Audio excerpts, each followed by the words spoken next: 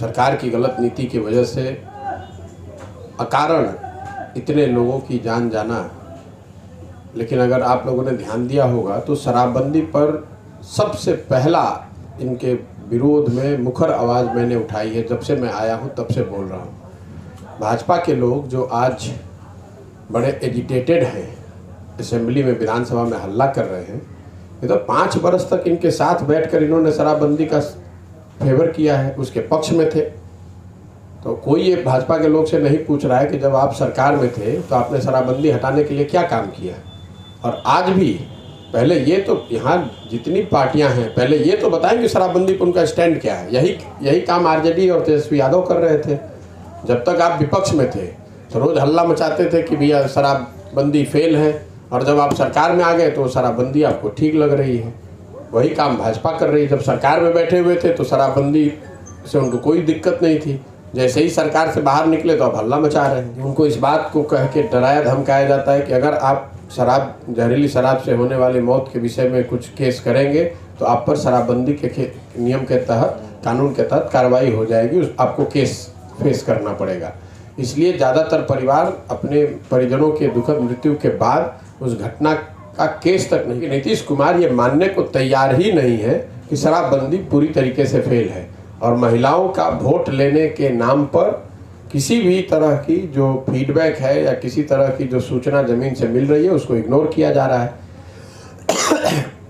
इसका खामियाजा बिहार और बिहार की जनता भुगत रही है। और मैं जिस दिन से आया हूँ मैं पूरे तरीके से साफ गोई से ये बात कह रहा हूँ, मैं बिल्कुल शराबबंदी के विरोध में हूँ।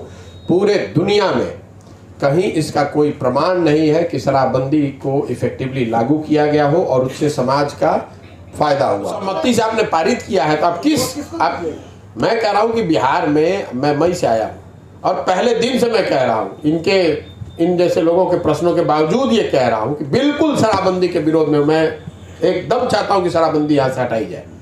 मुझे कोई इसकी चिंता है। कौन नहीं कर रहा है शराबबंदी पर टिप्पणी, कौन नहीं कर रहा है जिसको वही डर है वोट का कि हमको महिला वोट नहीं देगी, हमको पुरुष वोट नहीं देगा। मुझे कोई वोट की बात नहीं है। ये समाज के हक में नहीं है, बिहार के हक में नहीं है, ना बिहार के इकोनॉमी के, ना बिहार के समाज के, ना बिहार के प्रोग्रेसिव स्टेट बनने के दिशा में। ये हर स्तर पर फेल है। इसको कोई समीक्षा की जरूरत नहीं, बिल्कुल हटाया जाए। कितने लोगों की जान जाएगी तब आंख खुलेगी नीतीश कुमार की? कितने लोगों की जान जाएगी?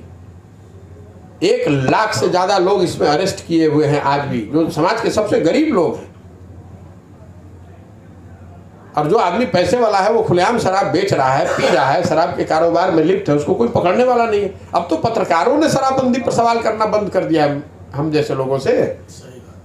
मैं जब शुरू दौर में आया था तो पत्रकार सवाल भी करते थे कि शराबबंदी पर आपका क्या कहना है। अब तो पत्रकार भी कहते हैं कि इस पर क्या पूछ रहे हैं। तो रोज अरे कोई अलग से घटना हो तब तो कोई पत्रकार भी पूछे, उनको मालूम है कि ये खुलेआम भी कर रही है हर जगह, तो पत्रकार के बंधु भी नहीं पूछ रहे सवाल इस पर।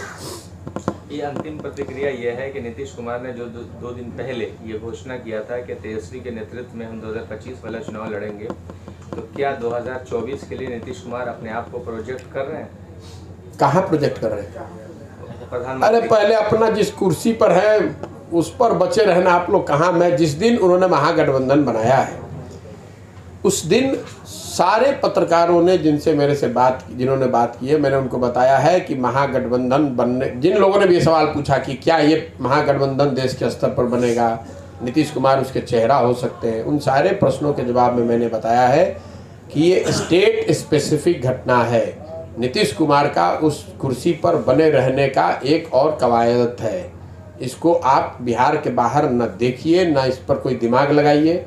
बिहार के बाहर कोई इसको नोटिस भी नहीं कर रहा है। शराबबंदी को अगले 48 घंटे के अंदर इस कानून को वापस लेना चाहिए और शराब बिके न बिके क्या किया जाए उस पर एक नया प्रोग्रेसिव लेजिस्लेशन बिहार में नया कानून बनाया जाना चाहिए, जिसमें शराब को लेकर पहले इन्होंने क्या किया, अपने पहले 2 टर्म में गांव-गांव में शराब की दुकान खुलवा दिए पंचायत स्तर पे।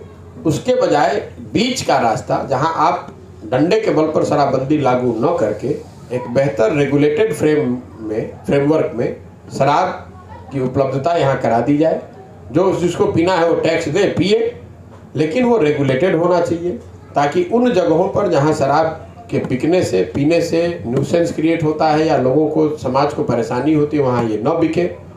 और जो लोग पैसा देकर अपने घर में बैठकर पीना चाहते हैं, दें, पिए, अपना वो समझें। और सामाजिक स्तर पर जरूर सरकार को प्रयास करते रहना चाहिए कि जैसे आप गुटखा के लिए कर रहे हैं, दहेज के लिए कर रहे हैं, कम एज में शादी के खिलाफ कर रहे हैं, जातिवाद के खिलाफ कर रहे हैं, सांप्रदायिकता के खिलाफ कर रहे हैं, ऐसे सारे विषयों पर समाज के स्तर पर प्रयास करते रहना चाहिए, जिसमें सरकार की भी अपनी एक भूमिका है।